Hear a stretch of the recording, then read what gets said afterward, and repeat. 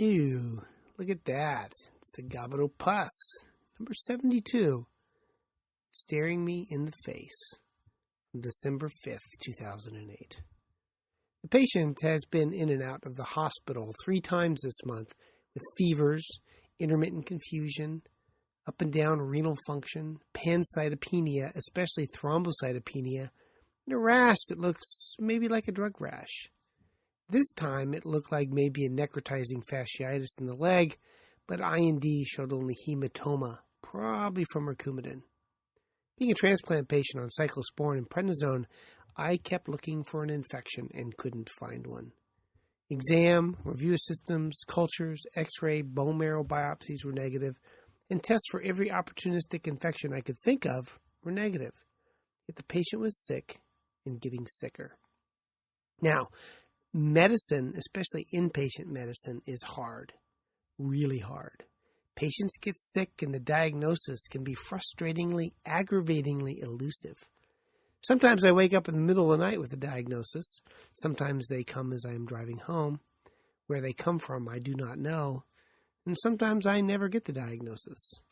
Today, I had what I will call, for lack of a better term, my Dr. Cox moment.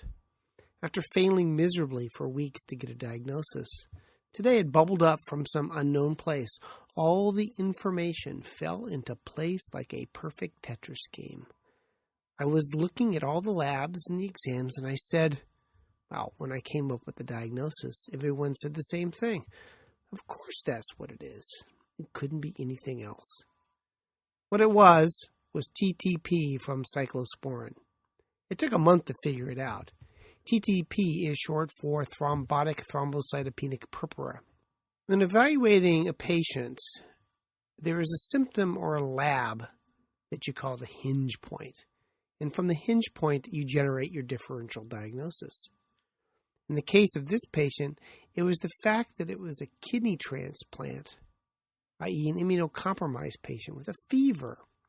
She never really developed purpura that would have served as the hinge point for developing a diagnosis. There's a different diagnosis for transplant patient with a fever than there is transplant patient with a purpura. I thought maybe the lack of purpura was due to the Coumadin the patient is on for pulmonary embolism, but hematology assures me I am wrong. When a patient has the audacity to lack the key finding that makes one think of a disease, the diagnosis can be delayed. What is really annoying is how day after day I would look at all the data and see no pattern, no diagnosis. And it's frustrating to have a sick patient know that there is something evil going on and not be able to put your finger on it. Urologists usually can during the prostate exam. Then, once I saw the diagnosis, that's all I could see. It's like staring at an optical illusion for days and not seeing the pattern. And then, once the skull is seen instead of the lady at the mirror, all I can see is the skull. Ugh! TTP is unusual. The CDC says there are only 1,200 cases a year. So this would be maybe the second one I've seen in my career. So I suppose I should cut myself some slack. But once you see the diagnosis with the 20/20 vision of hindsight, it seems so obvious. It was staring me in the face the whole time. And so ends a Gobbet Opus number 72, like the illusion staring me in the face.